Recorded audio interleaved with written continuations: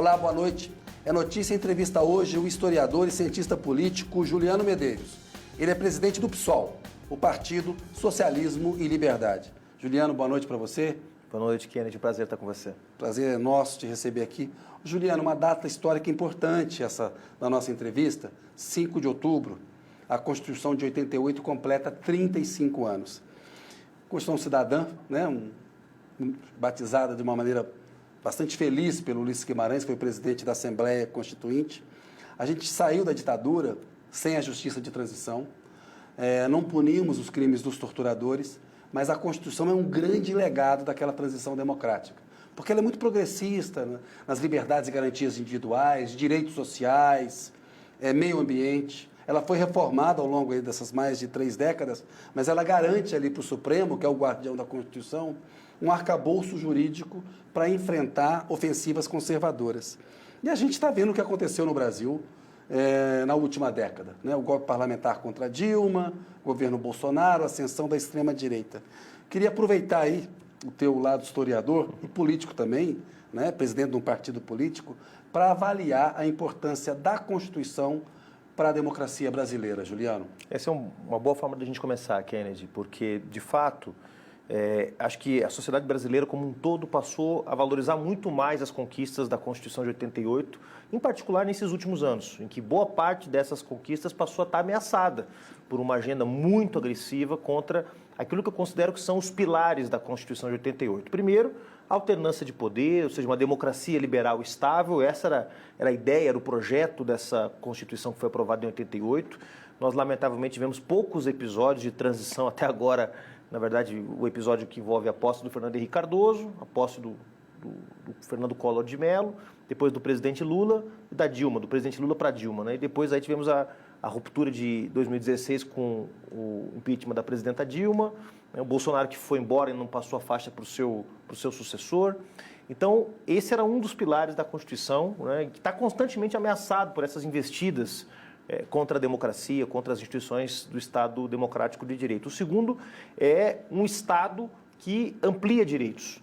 Independente da diferença de projeto que eu, por exemplo, tenho em relação ao que foram os governos do PSDB nos anos 90, é inegável que houve ampliação de direitos, inclusive naquele período. Sim. Os genéricos, o Bolsa Escola, uma série de programas sociais que foram criados naquele momento, que criaram uma base mínima de políticas sociais que depois foram ampliadas nos governos do PT.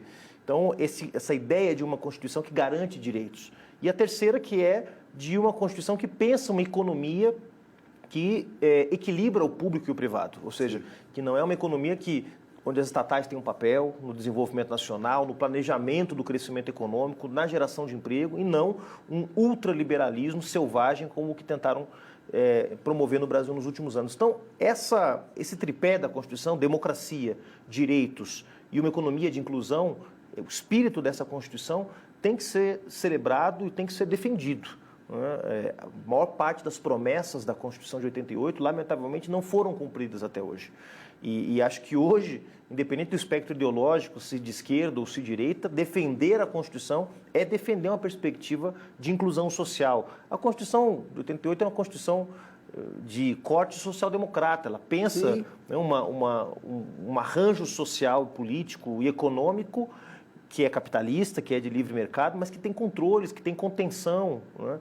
E isso, de fato, nós, nos últimos anos, temos visto perder força. Então, eu acho que é uma boa data, para além de tudo que aconteceu nos últimos meses, né, Kennedy? As tentativas de golpe no 12 de dezembro, no 8 de janeiro, as revelações que estão vindo à tona envolvendo pessoas-chave no governo Bolsonaro e que estão demonstrando que, de fato, houve uma série de ameaças à nossa democracia. Então, acho que essa efeméride do 5 de outubro tem que servir para as duas coisas, para a gente pensar o sentido mais geral da Constituição, o que ela promete para o povo brasileiro, que ainda não foi cumprido, e também o que ela representa em oposição às tentativas de ameaça ao Estado democrático de direito e às liberdades individuais. E é muito importante, a gente está vendo um movimento do Congresso, no Senado, de tentar votar propostas de emenda constitucional e até projetos de lei, que aí não tem poder sobre a Constituição, para reduzir direitos de minorias. E o Supremo, numa posição muito firme, a gente viu a derrubada do marco temporal recente, ou seja, voltando a dizer a Constituição vale para os indígenas. Então, esse embate Supremo Senado. Você acha que a nossa Constituição garante para o Supremo a força para ganhar do Congresso, resistir a essa ofensiva conservadora? Tem garantido até agora. Tem sido um importante papel que o Supremo tem desempenhado, em particular nesse momento, porque é verdade que quando, por exemplo, houve o impeachment da presidenta Dilma, do nosso ponto de vista sem provas, um processo questionável do ponto de vista político, Kennedy, o Supremo legitimou aquele processo. Lavou as mãos ali. Lavou o problema do Congresso e não fez o controle de constitucionalidade. Exatamente. Porque nós não somos parlamentaristas. Exatamente. Né? Naquele momento... tem perna política e perna jurídica. A política tinha, a jurídica falhou. Exatamente. Naquele momento, o Supremo tinha que ter colocado um limite, não colocou, né? Tratou como um assunto do mundo da política, né? E isso cobrou um preço para o país. Né? Primeiro no governo Temer, né? O choque que foi feito, aquilo que a Naomi Klein chama de doutrina do choque, né? Aproveitar que há um momento ali de instabilidade para poder promover uma agenda muito agressiva. Então nós tivemos, só nos 2 anos e meio de governo Temer, você vai lembrar, lei das terceirizações, reforma trabalhista, mudança do regime de exploração do pré-sal, autonomia do Banco Central, teto de gastos. Nós tivemos um pacote, Kennedy, muito agressivo, que ia no sentido oposto àquele da Constituição de 88, que prevê, como eu já disse, um equilíbrio entre mercado e setor público, onde o Estado tem um papel, onde as empresas públicas têm um papel. Quer dizer, o que foi feito com a Petrobras, por exemplo, que no ano passado distribuiu 238 bilhões de reais de dividendos, é exatamente o oposto daquilo que a Constituição pensa para a Petrobras. A Petrobras é uma empresa que, claro, tem que ter... Assim, uma gestão moderna, uma governança moderna. De disputar no mercado, etc. Ela é uma empresa que está no mercado de petróleo, gás, energia, etc.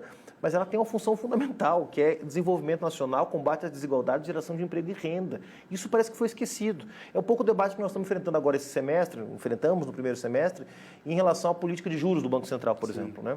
Autonomia do Banco Central, esqueci. Mais uma sexta medida do governo Temer. Não, né? Passaram a boiada. Passaram a boiada no governo Temer. E no caso da autonomia do Banco Central, com um mandato duplo, que é de garantir a estabilidade econômica, monetária do país e, ao mesmo tempo, garantir o pleno emprego. Parece que esse segundo mandato do Banco Central ninguém fala. Fica meio manco, todo mundo né? esqueceu. Então, tem, de fato, Kennedy, uma relativização daquilo que está na Constituição de 88. É óbvio, eu como historiador, você como um jornalista que também estuda a história do Brasil sabe, é claro, a Constituição ela é aquilo que um filósofo grego que eu gosto muito, Nico Polantzas, chamava, a Constituição ela é uma fotografia de um momento, ela é a condensação material da relação de forças que existe na sociedade. Ela condensa essa relação de forças no tempo. É óbvio que a sociedade de 88, no Brasil que estava se redemocratizando, que tinha um impulso democratizador muito forte, é óbvio que ela traz consigo aspirações mais democráticas do que o Brasil de hoje, que é um Brasil cindido, um Brasil com um avanço conservador. Mas se querem mudar a essência da Constituição, que convoquem uma Constituinte, então. Fazer por emenda constitucional, fazer uma Constituinte sem eleger deputados que representem a vontade do povo, não dá para aceitar. E essa é uma discussão importante, que muita coisa é cláusula pétrea mesmo, só pode mudar com uma nova Assembleia Constituinte. Exatamente. Né? Então, essa força que a Constituição dá é importante. Tem um aspecto interessantíssimo, tem uma ADPF, que é uma arguição de descumprimento de preceito fundamental, apresentada pelo PSOL em 2017, que pede o seguinte, a descriminalização do aborto até a 12ª semana de gestação. A Rosa Weber, ministra do Supremo que está de saída, né, do cargo, ela deu um voto importante e a gente vê que a Constituição fala em direitos reprodutivos das mulheres. São direitos reprodutivos. A hora de ser mãe, a decisão, ela é feminina. A gente tem 3 hipóteses legais nas quais o aborto é permitido, né? Resultado de estupro, risco à saúde da gestante e o feto sem cérebro, o feto anencéfalo. Mas a gente viu no governo passado, a ministra Damares, então ministra, querendo que crianças de 12 anos, cuja gravidez havia sido resultado de um estupro, a gravidez oferecia risco à saúde dela, queria que ela tivesse a criança. O PSOL apresentou essa ação, o ministro Roberto Barroso pediu para ir para um plenário físico, começou no plenário virtual, foi ali um acordo entre eles para a Rosa Weber dar o voto. É jurisprudência pacífica no Supremo que voto dado continua o substituto da Rosa Weber, não vai poder votar no lugar dela nesse julgamento. Eu queria, Juliano, que você dissesse por que o PSOL acha importante descriminalizar o aborto até a 2ª semana de gestação. Primeiro, o voto da ministra Rosa Weber é um voto muito corajoso. Eu diria que é um voto que só uma mulher poderia dar naquelas circunstâncias, embora nós tenhamos no Supremo também outros ministros que já manifestaram uma posição muito progressista em relação ao tema do aborto. Muita gente nos questiona, Kennedy, puxa vida, isso não seria uma alteração legislativa? Não teria que ser o Congresso Nacional que deveria tomar essa definição? E outros ainda complementam dizendo o seguinte, bom, vocês foram para o Supremo porque vocês sabem que vocês não têm maioria no Congresso Nacional para que isso seja uma medida legislativa. O primeiro que, do ponto de vista jurídico, a interpretação que você deu está corretíssima, ou seja, não é possível que se trate um direito que está na Constituição, que é os direitos reprodutivos das mulheres, como à luz de interpretações a partir da relação de forças do Congresso Nacional. Porque daqui a pouco, mesmo os casos que a lei já prevê, que são esses 3 casos que você menciona, podem ser revogados a qualquer momento. Ou seja, mesmo algo que está na Constituição pode ser por uma ofensiva de uma bancada conservadora, de um discurso populista, reacionário, pode ser fruto de uma regressão, né, de um ataque. Então, acho que esse é um primeiro aspecto. O segundo aspecto diz respeito ao impacto que isso tem na vida das mulheres. Quer dizer, questão de saúde pública, é uma questão de saúde pública. O ministro Barroso, numa entrevista que deu recentemente, para mim foi brilhante. Ele disse o seguinte, olha, vamos partir de um pressuposto, aborto é uma coisa ruim, ninguém quer fazer aborto. Portanto, se ele é uma coisa ruim, o Estado tem que dar todas as condições para que sejam feitos a menor quantidade possível de aborto. Como? Através de educação sexual, contraceptivos, de uma série de outros mecanismos, né? E a partir disso, tentar diminuir a incidência, porque as estatísticas mostram, Kennedy, que a criminalização do aborto não diminui a quantidade de abortos realizados no país. Na verdade, ele é uma trava moral está na legislação brasileira, para dizer que, olha, nesta sociedade não se aceita essa prática, embora seja uma prática feita largamente e que, pior, cria uma dinâmica coercitiva em relação à maternidade. Maternidade, o caso do Brasil é ilustrativo, a quantidade de crianças sem pais, crianças sem mães, crianças que não têm um ambiente de afeto, de acolhimento, e a legislação brasileira querendo obrigar pessoas que não querem ter filhos a terem filhos. Sim. Então, é um debate necessário. É claro que eu preferiria que esse tema não precisasse ser levado para o Supremo Tribunal Federal, que pudesse ser resolvido no âmbito legislativo, mas, lamentavelmente, o que nós vimos nos últimos anos foi o uso político desse tema, dessa agenda, para tentar criar coesão social em torno de uma plataforma conservadora. Então, infelizmente, esse tema está bloqueado hoje para fazer o debate que nós gostaríamos de fazer na sociedade. Infelizmente está bloqueado. Um Congresso Nacional que tem nada mais, nada menos do que 83% de homens querendo dizer o que as mulheres fazem com seus próprios corpos. Juliano, e é isso, o papel do Supremo é ser contra-majoritário, né? É poder defender o direito da minoria. Tem que ter, numa democracia, quem garanta isso. É importante essa acabamos de ver isso no caso do marco temporal, que foi super importante. Quer dizer, se deixasse a dinâmica do Congresso Nacional, e ainda diga-se de passagem, há uma articulação nesse momento acontecendo no Congresso Nacional para retomar o tema do marco temporal, que é para acabar de vez com os direitos dos povos indígenas. Ou seja, nós podemos se o marco temporal, da forma que o ruralismo defende, fosse aprovado, nós estaríamos convivendo com a última geração de povos indígenas com direitos garantidos nesse país. A próxima geração, daqui 20, 30 anos, já nasceria sem nenhum direito nesse país. Juliano, eu queria falar um pouquinho da sua presidência no PSOL.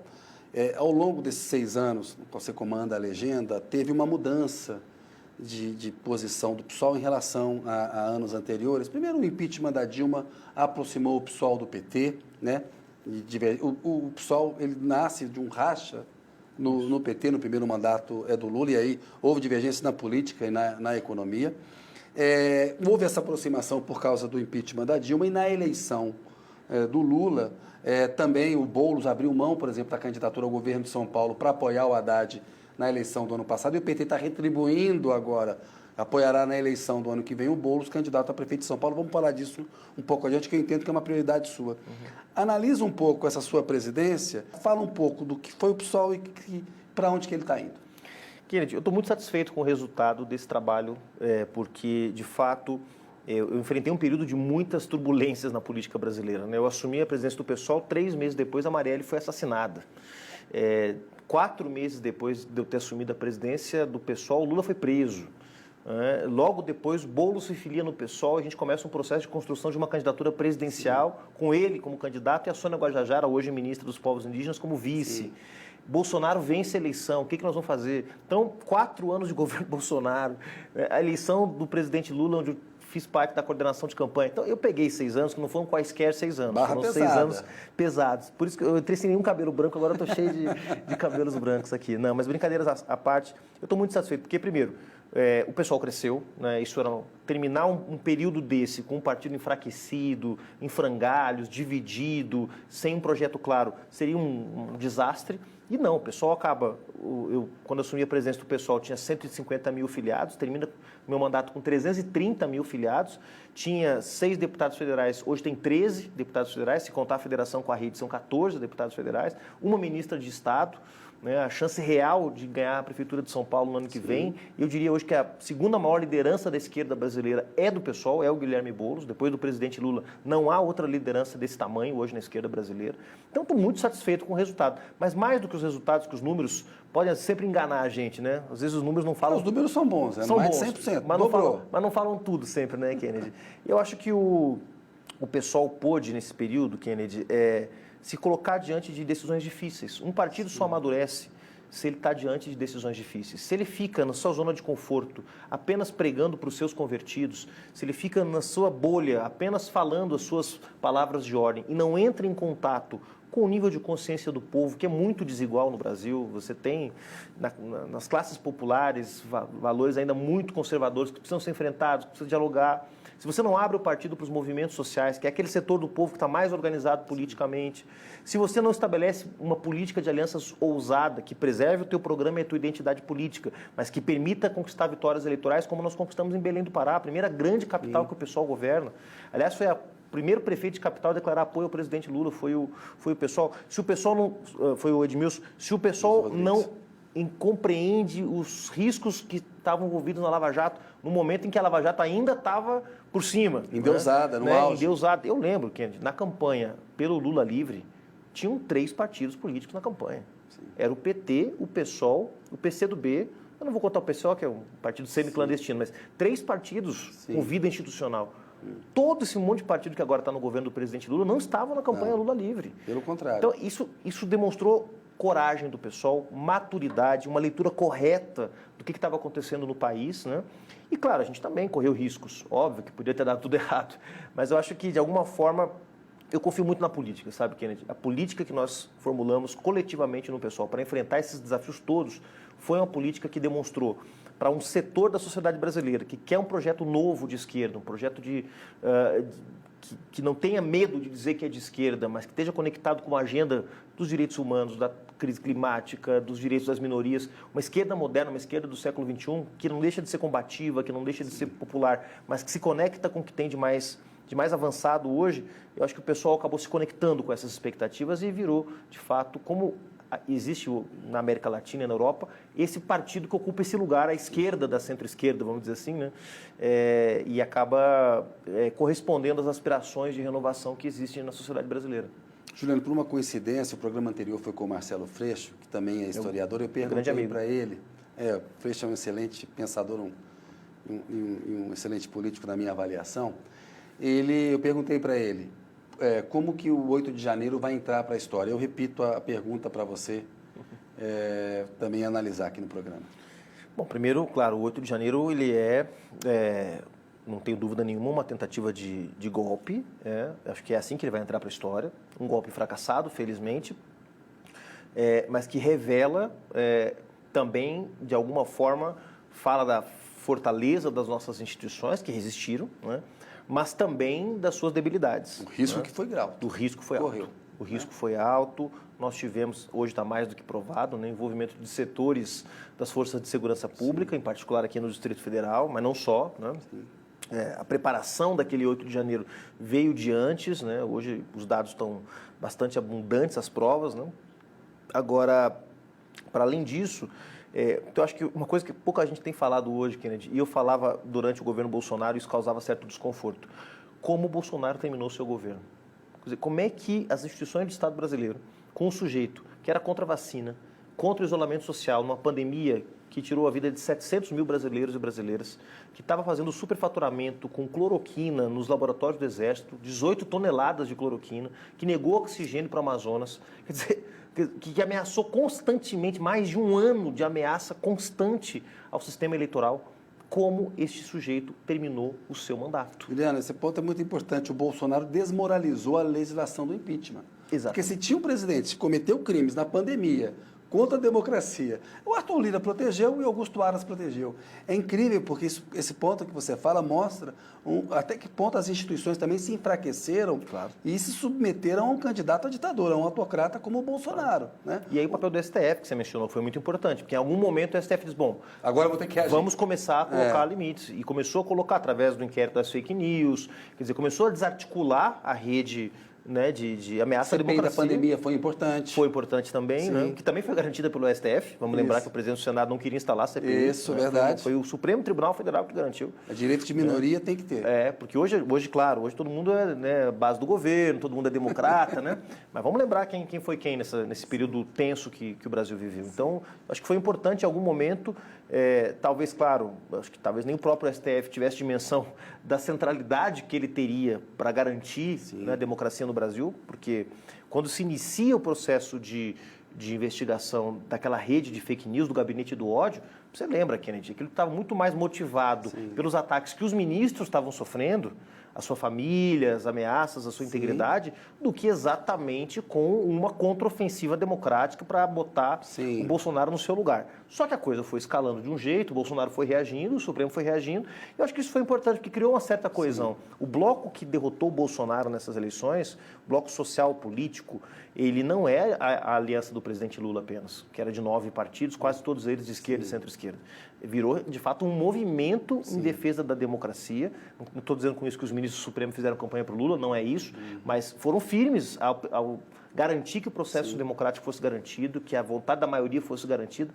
Então, eu acho que tanto o 8 de janeiro quanto o 12 de dezembro, eu estava aqui em Brasília no dia que houve a diplomação do presidente Lula, participei da diplomação, vim para um hotel aqui no setor... Tentativa de invadir a Polícia Federal, exatamente. Um ônibus queimado. Ônibus queimado, dava para ver de cima do meu quarto no hotel, eu fiquei trancado no hotel, porque imagina um cara do PSOL andando no 12 de dezembro. Mas foi um evento teste, vamos dizer assim, do que estava por vir. E você, vai fazer o quê? Tem campanha do Boulos o ano que vem à Prefeitura. Eu quero ajudar o Boulos a ser prefeito de São Paulo, sabe, Kennedy? Eu acho que a gente tem falado muito sobre renovação da esquerda, né? Claro que eu tenho o maior respeito pelos demais partidos que, junto conosco, promoveram essa resistência ao governo Bolsonaro, ao PT, PCdoB, a rede que tem a federação conosco, PSB e demais partidos. Mas eu vejo que o pessoal realmente tem elementos que podem agregar muito para o debate da esquerda no Brasil hoje, né? E eu não me refiro apenas àquelas agendas que alguns tratam como agendas identitárias, mas que para nós são estruturais, a luta contra o racismo, contra a homofobia, contra o machismo, né, a violência de gênero, mas também colocar no centro da agenda da esquerda o tema da crise climática, né? A gente está aqui gravando esse programa num dia que está um calorão aqui em Brasília, depois de uma onda de calor, né? Não é mais mudança climática, é emergência climática. Emergência climática, o tema dos direitos humanos, o tema da violência policial, temas que a esquerda mais tradicional sempre deixou um pouco de lado, porque tinha muito foco na questão econômica e social, que é óbvio que para nós continua sendo uma prioridade. Não precisa abrir mão de uma coisa para defender as outras, mas construir uma agenda moderna. E eu acho que o Guilherme Boulos tem isso muito introjetado. É um cara de 41 anos, né? Vai ter 42 na eleição do ano que vem, então um cara jovem, um cara que vem do movimento social, tem muita sensibilidade social, mas ao mesmo tempo um cara estudado. Então eu diria que o Boulos junta o que nós temos de melhor na tradição da esquerda brasileira. Um cara que vem do movimento social, então está perto das pessoas, assim como o presidente Lula veio também do sindicalismo, do novo sindicalismo do ABC, mas com um estofo político, teórico, um cara que estudou, um cara que... Não é só porque tem curso superior, não. Digo, estudou no sentido de que está se preparando para ser um gestor público, para ser um prefeito. É um grande deputado, é o líder da bancada do PSOL na Câmara dos Deputados, sentindo um papel fundamental na eleição do presidente Lula. Então, é um amigo, é um irmão, além de tudo. Minha tarefa, a partir de agora, no próximo ano, é tentar dar uma contribuição para que ele possa ser prefeito de São Paulo. Juliano, vou pedir licença um minutinho. A notícia volta daqui a pouco com o Juliano Medeiros.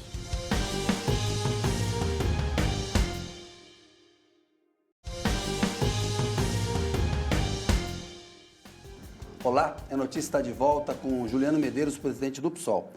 Juliano, falando ainda da eleição em São Paulo, parece que ali também haverá uma certa nacionalização. O presidente Lula aparece como um cabo eleitoral importante. O Haddad foi mais votado na eleição para o governo de São Paulo, na capital, do que o Tarcísio de Freitas, que acabou eleito pela maioria de votos que ele obteve no interior. Já o Bolsonaro é visto como um cabo eleitoral muito negativo. E o Ricardo Nunes fica, que é o atual prefeito do MDB, que ele e o Boulos disputam ali o primeiro bloco, depois eu vou falar um pouquinho de outros candidatos. Como enfrentar a extrema-direita lá? Se você acha que ela terá um peso importante na eleição do Ricardo Nunes, né? E como é que ele lidar com isso? E a participação do presidente Lula? Primeiro, nós temos mais do que boas razões para estar otimistas. Guilherme Boulos lidera a pesquisa. São Paulo tem um histórico de, após governos de direita, centro-direita, ter ciclos de governos de esquerda. Foi assim com Aloysio Erundina, Marta Suplicy, Fernando Haddad. Depois de 2 governos de direita ou centro-direita, volta um governo de esquerda. Então exatamente nesse... Essa coisa pendular aí. Pendular, nesse ciclo. Você mencionou o resultado, a posição da cidade de São Paulo na eleição nacional e estadual foi muito positivo, né? O Fernando Haddad venceu na capital, embora tenha perdido no estado, e o presidente Lula também perdeu no estado de São Paulo e ganhou na capital. Sim. Então, são boas razões para a gente estar otimista. Nós temos uma frente de partidos que já larga com 5 partidos, coisa que o PSOL nunca teve em São Paulo, PSOL, Rede, PCdoB, PV e PT, e ainda há a possibilidade de atrair outros partidos. Então, temos razões para estar otimistas, estamos nos preparando. Agora, claro, o otimismo não pode ser confundido com soberba. Vai ser uma eleição muito difícil, Kennedy. Os nossos adversários, primeiro, estão dispostos a fazer qualquer coisa, como já fizeram em 2020, para tentar nos prejudicar. Segundo, o Ricardo Nunes, que é um péssimo gestor, fez uma opção de segurar os recursos da prefeitura e torrar esse dinheiro agora nesse último ano de gestão. Tem 36 bilhões de reais em caixa, para além do orçamento de 100 bilhões, que para o ano que vem está previsto 112 bilhões na lei orçamentária do município, mais 36 em caixa. Só o dinheiro que está parado, Kennedy, como se fosse um banco a Prefeitura de São Paulo, está rendendo 1,5 bi por ano. Dinheiro parado. E a cidade com alagamentos, esburacada, a periferia completamente abandonada. Então, esse projeto dos nossos adversários é agora de esbanjar. Então, nós vamos enfrentar uma máquina, assim como o presidente Lula enfrentou a máquina do governo federal, uma máquina muito pesada. Nós temos o melhor cabo eleitoral hoje disponível no país, que é o presidente Lula, alguém que foi responsável por salvar a democracia no Brasil. Vai estar engajado na campanha, o PT vai indicar o vice ou a candidato a vice-prefeito da nossa chapa, isso está já consolidado. Quem vai ser, nós vamos discutir mais na frente, mas já está consolidado que o PT vai estar na campanha, já está integrado, plenamente integrado já, não há nenhum tipo de problema em relação a isso. E o Ricardo Nunes está no encruzilhado. Porque se você tira o bolsonarismo do Ricardo Nunes, ele que apareceu com 24% na última pesquisa Datafolha, ele cai para 10%. Porque, na verdade, desses 24%, 15% é bolsonarismo. O bolsonarismo ajuda no primeiro turno, mas é um peso para o segundo, né? Exatamente. Se você disser o que eu prefiro, bom, eu prefiro que a gente ganhe essa fatura no primeiro turno, seria o melhor dos mundos, né? Agora, se o bolsonarismo vai estar com o Tarcísio, se não vai estar, olha...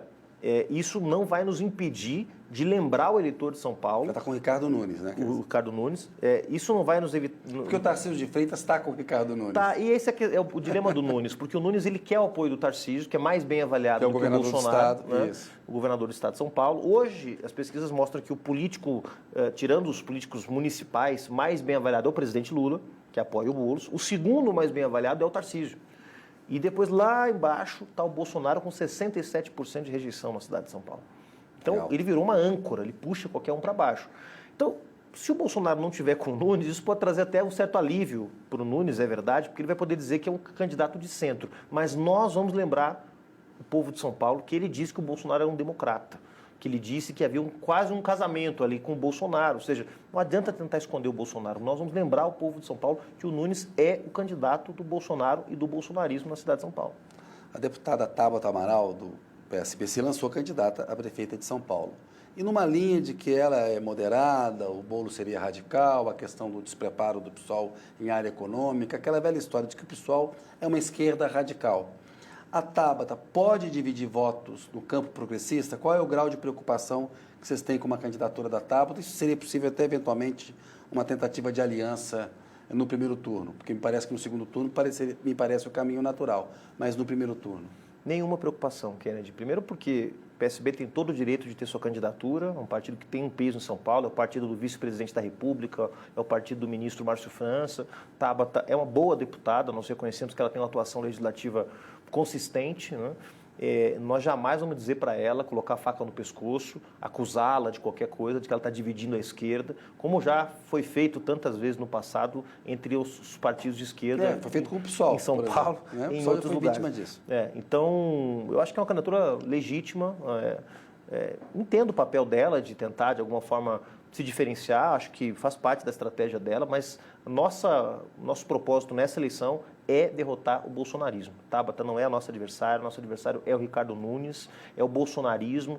Nós temos que evitar que a maior cidade do país, com 12 milhões de habitantes, seja um polo de resistência às mudanças positivas que o presidente Lula quer fazer no Brasil. São Paulo tem que estar alinhado com o presidente Lula, já que o Estado não vai poder estar, nesses 4 anos, um bolsonarista no governo do Estado, pelo menos a cidade de São Paulo, que é o 3º maior orçamento do país, o 1º da União, o 2º é o Estado de São Paulo, o 3º orçamento é a cidade de São Paulo. Que essa cidade, essa fortaleza que é a cidade de São Paulo, esteja alinhada com o projeto de reconstrução do presidente Lula. Então, Tabata não é uma adversária para a gente, potencialmente pode ser uma aliada no futuro, vamos deixar as portas abertas e as pontes intactas para a gente poder seguir conversando. Ô Juliano, teve avanços recentes em relação ao assassinato da Marielle e do Anderson. E a gente tem delações premiadas, né? E os executores estão muito claros desse ponto de vista, o que aconteceu, né? Como foi a execução do crime e tal. Mas a motivação e os mandantes ainda dependem de uma conclusão. O Freixo diz que tem esperança, e o Flávio Dino tem dito, porque o Lula e o Flávio Dino querem apurar o caso, ao contrário do Bolsonaro e mesmo no governo Temer. O assassinato aconteceu em plena intervenção na segurança pública do Rio de Janeiro. Qual que é a importância para a democracia brasileira, para as mulheres, de esclarecer a morte da Marielle? Total, Kennedy. Eu não quero dizer com isso que a morte da Marielle é uma morte mais grave do que outras tantas mortes de defensores de direitos humanos, prefeitos e vereadores que aconteceram no Brasil depois. Nós mesmos do PSOL tivemos mais 2 companheiros nossos assassinados, um no Acre e um no Rio Grande do Norte, candidatos a prefeitos. Então, eu não quero com isso dizer que uma vida vale mais do que a outra.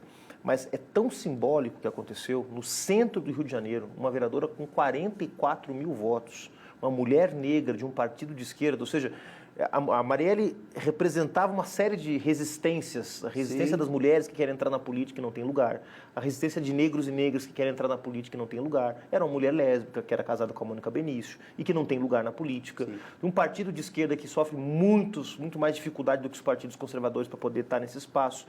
Então, se esses 5 anos de impunidade, que já é muito tempo, perdurarem mais tempo, isso é uma mancha na democracia brasileira que não se apaga. Então, eu estou muito confiante também, eu sei que o ministro Flávio Dino, a gente já conversou sobre isso, o presidente Lula, estão muito empenhados, né? Mas eu tenho que confessar que ainda, de fato, a gente ainda está muito insatisfeito com os resultados, e eu, claro, não atribuo essa responsabilidade ao ministro Dino, que acabou de assumir, nem ao presidente Lula, mas 5 anos é muito tempo, é inadmissível, ou seja, o que justifica que só agora, coisa de poucos meses atrás, nós tenhamos a delação do Elcio Queiroz e do Rolando Lessa. Ou seja, eles estão presos há 3 anos já. E nesses 3 anos não aconteceu nada. Quer dizer, ninguém tentou fazer um acordo de delação premiada, ninguém tentou, no processo de investigação, extrair desses suspeitos, que nem condenados estão. Nenhum deles está condenado. Não há nenhum condenado no caso da Marielle, o Kennedy. Então, isso tudo deixa a gente mesmo com uma coisa atravessada na garganta, porque não é só o tempo, é o que aconteceu nesse tempo. Não é só a ausência de respostas, mas é a completa inoperância dos órgãos de justiça em encontrar as respostas que a gente tanto quer. No caso da Marielle, a gente viu uma segunda morte, que foi a questão das fake news, no dia da morte dela, né? Fake news é contra ela. A gente acompanhou o processo eleitoral no Brasil em 2018, em 2022 houve uma melhor resposta de combate às fake news, mas a gente vê até hoje aí, tá? O presidente Lula pedindo que as pessoas respondam a fake news do tal banheiro unissex, né? Nas escolas. Juliano, quando a gente olha para tudo que passou aí, e a gente viu que está difícil aprovar a regulamentação das big techs lá, das redes sociais no Congresso. Vamos falar disso um pouco adiante. Como combater as fake news e a extrema-direita? Fake news, regulamentação. Não tem outra forma senão ter mais regulação. Isso não tem nada a ver com o cerceamento da liberdade de expressão, das liberdades nas redes sociais. Quer dizer, tem uma frase que eu acho que é muito ilustrativa, que a liberdade acaba onde começa o Código Penal. Ou seja, você pode falar o que você quiser. Você não pode dizer que o Kennedy Alencar é um assassino, você não pode dizer que o Kennedy Alencar é um ladrão, você não pode imputar Não, se eu digo ao na outro. TV, se escreve no jornal, tem responsabilização. Claro. Se está nas redes sociais, tem que ter também, né? É óbvio, e às vezes com impacto, dependendo de quem fala e como fala, impactos avassaladores. Nós temos visto aí no mundo inteiro os impactos, as chacinas, os processos de assassinato coletivos na rua, né, contra pessoas por conta de notícias falsas que circulam. Sim. Ou seja, uma coisa... Violência nas escolas, estimulada por isso. Violência nas escolas. Chacinas em escolas. Então, de alguma forma, eu acho que tem que...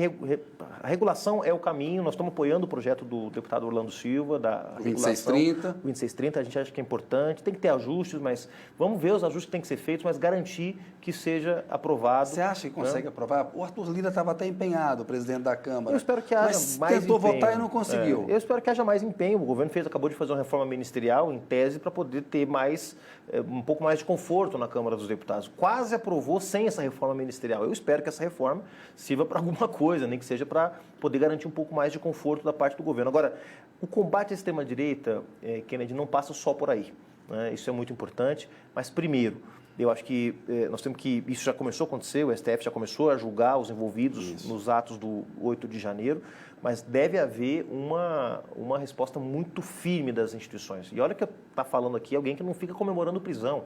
Eu não comemorei a prisão do Eduardo Cunha, do Michel Temer. Eu não acho que prisão é algo que se comemora, você tem que soltar fogos de artifício. É muito ruim quando o agente público tem que ser preso porque fez alguma coisa errada, né? Isso tira a credibilidade da política, dos partidos, das instituições.